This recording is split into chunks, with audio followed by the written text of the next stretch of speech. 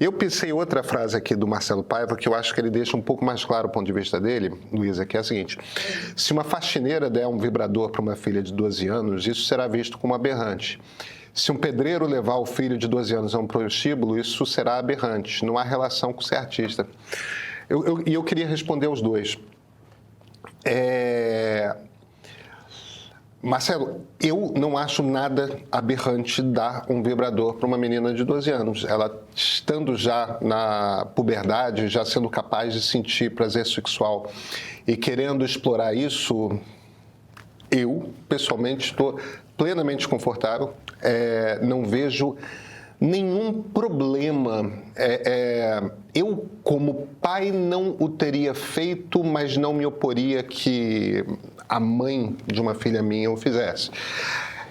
E eu tenho plena consciência de que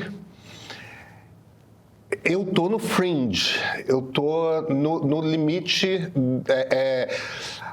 Tenho certeza de que a maior parte dos brasileiros adultos tem uma aflição imensa de falar sobre isso, não querem um assunto, querem distância. Eu tenho certeza de que a minha opinião, que por acaso está bastante próxima da opinião da Cláudia Raia, eu tenho certeza de que é uma opinião radical. E tudo bem, a gente pode ter opiniões radicais. É importante a gente ter consciência quando as opiniões radicais são radicais. Agora, você classifica como aberrante. Eu não acho que seja nada aberrante. O motivo pelo qual eu estou falando isso não é que eu ache que você está errado. Eu só percebo que temos opiniões diferentes.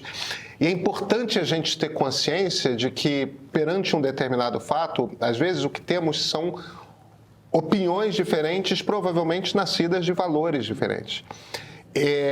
A sexualidade de pré-adolescentes não é uma coisa que me perturba. O que me perturba é quando adultos abusam da sexualidade de pré-adolescentes, entende? Que são coisas muito diferentes. Você ia fazer um comentário, Christian? Eu te interrompi. Não, eu fazer uma pergunta, que é uma provocação meio boba, que era o seguinte, assim, eu acho que se a filha pede um vibrador para mãe com 12 anos, minha mãe tem vibrador. Eu sou... Acho que o vibrador não se divide, entende? Não, você não fascina entre adultos e tudo mais. Não falando que é para dividir, não. Mas eu tô falando que isso é uma coisa de casa, isso é uma coisa doméstica, isso se resolve em casa. A pergunta que eu ia fazer só era a seguinte, mas isso deve ser dito em público? Isso deve ser publicizado? Eu faço isso. Eu não sei, porque às vezes, eu acho que não, porque, quer dizer, a menina hoje tem 22, então... Mas você podia entrar num papo fica falando sobre educação de filhos e ter falado isso. Eu não sei contexto. Eu não sei contexto.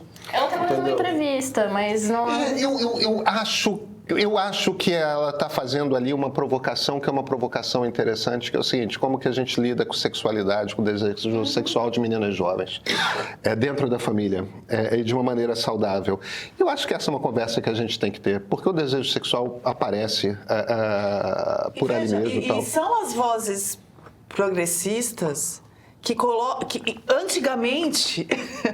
Vamos pensar um pouquinho lá. Eu sei que você ainda tem que responder a Ana e tem outros comentários ali que eu acho que valem a pena a gente tocar. Fica aqui até... Mas antigamente se fazia progresso, tendo em vista essa imagem de que esse tipo de discussão e de conquista seja um progresso, a partir de discussões assim. Então, alguém vinha, rompia um consenso de uma ideia anterior, consolidada, propunha algo. Gente, e se de repente a gente começasse a considerar que que a mulher possa votar, ou que os negros não precisem andar num ônibus diferente, sei lá. E aí levanta a oposição. E aí causa um furor e se discutia isso enquanto sociedade, se lutava muito, os movimentos lutaram muito para conseguir romper consensos que eram tidos como absolutamente dados e se avançava. Então, aborto de anencéfalo. E se Tá, vamos então entrar na justiça. Tá, e aí se avançava. E se o nosso Congresso nunca foi muito bom de promover esse tipo de conversa, então a gente tinha essas conversas na esfera público-social, e aí o judiciário cumpriu esse papel muitas vezes, vez ou outra, o próprio Congresso, a nossa Assembleia Constituinte entregou um pacote de direitos. Muito bem. O que a gente perdeu foi, você culpa os identitários e eu culpo a extrema-direita. E eu acho que um retroalimentando o outro, né? Enfim. A gente perdeu essa capacidade, porque agora as conversas ficam de surdos. E aí um fica gritando, não pode, e o outro fica, pode, e quem falar contra é louco. E aí ninguém avança mais nada. É isso que eu queria pontuar. Eu acho que a gente tem maus exemplos brasileiros sobre essas questões de avanço, por uma razão que é o seguinte: como a gente viveu quase toda a década de 60, todos os anos 70, em que muitas dessas pautas progressistas de comportamento foram postas no mundo sob uma ditadura, essas coisas ficaram tão represadas no Brasil que, de repente, a partir da segunda metade dos anos 80, um monte de direitos foram sendo garantidos apenas para que o Brasil tivesse no mesmo nível do resto do Ocidente, sem que a gente tivesse visto como é que movimentos que conquistam essas coisas se organizam. Deixa eu trazer o exemplo de um cara que é um dos meus heróis pessoais e que eu acho que ajuda muito a entender como que essas coisas se conquistam. Martin Luther King Jr., o reverendo Martin Luther King. O Luther King, ele começa no Alabama, começa no Alabama como um pastor batista, e aí ele começa a ligar os movimentos negros. E ele tem a seguinte percepção: a maneira de a gente conseguir promover mudanças aqui no sul dos Estados Unidos é conseguindo chamar a atenção dos americanos brancos no norte dos Estados Unidos de que o nível de violência que está acontecendo contra pessoas negras aqui no Sul é estarrecedor. Então ele começa uma campanha que é uma campanha, em essência, de vou trazer a imprensa para cá. Então cada passeata, ele começa a ficar um orador mítico. Então o New York Times começa a mandar repórter, a NPR começa a mandar repórter, as televisões. Ele vai se tornando uma pessoa pública para falar para o resto do país, para chamar atenção para o que está acontecendo no Alabama, isso, aquilo, tudo mais. Ele imediatamente começa, quando John Kennedy chega ao governo americano, ele se faz uma pessoa presente na Casa Branca. E tudo mais. O ponto que eu estou fazendo aqui, essencialmente, é o seguinte: o tempo todo, o que o Luther King está tentando entender quem são. Como é que eu consigo convencer a maior quantidade possível e necessária de pessoas na opinião pública e depois no núcleo do poder de que é preciso olhar para o que está acontecendo no Alabama e nos outros estados dali. Quer dizer, é sempre uma política, é pensado, tá? Isso é político profissional, fazendo política profissionalmente. Eu tenho um problema, eu tenho que mudar um costume que já dura séculos, um hábito que está consolidado dentro da sociedade num pedaço do país.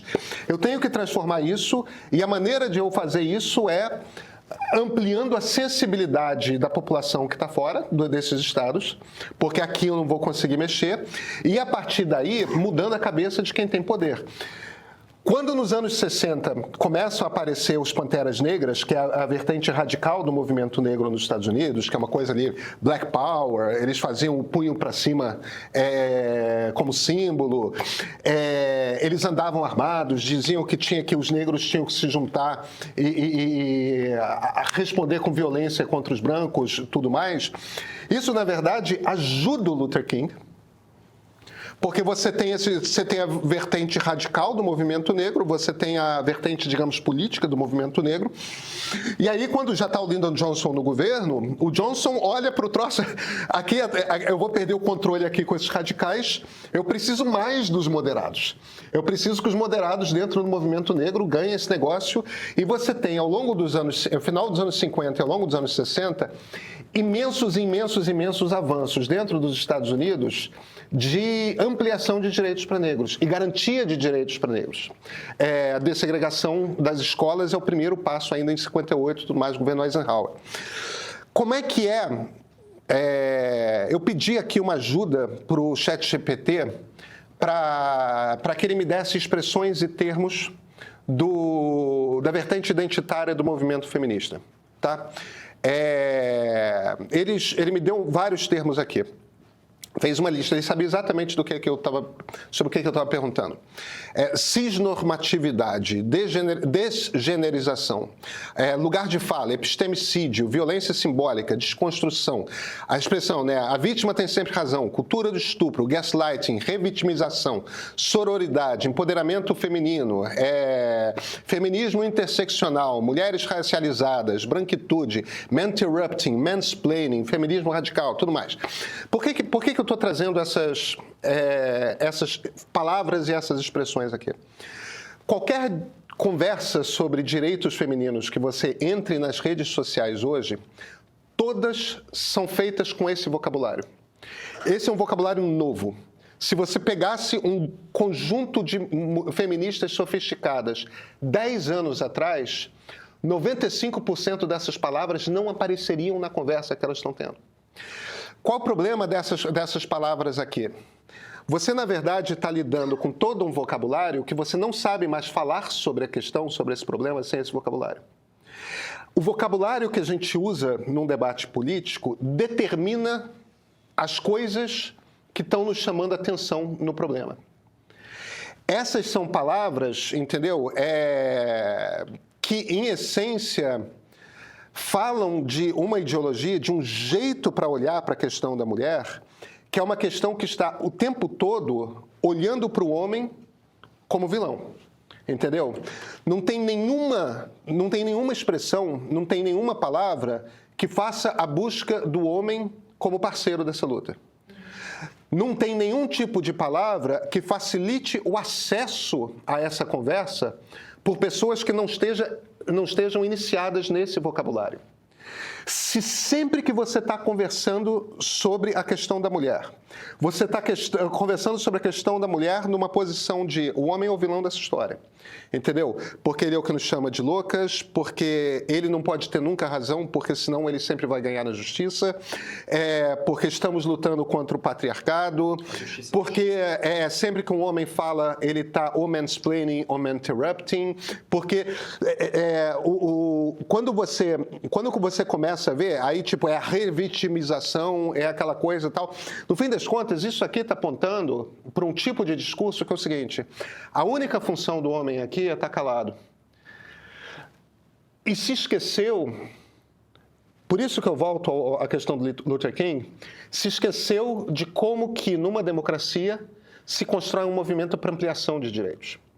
O ponto no qual a gente não discorda aqui é de que mulheres são consistentemente vítimas de violência sexual, em particular quando elas são mais jovens.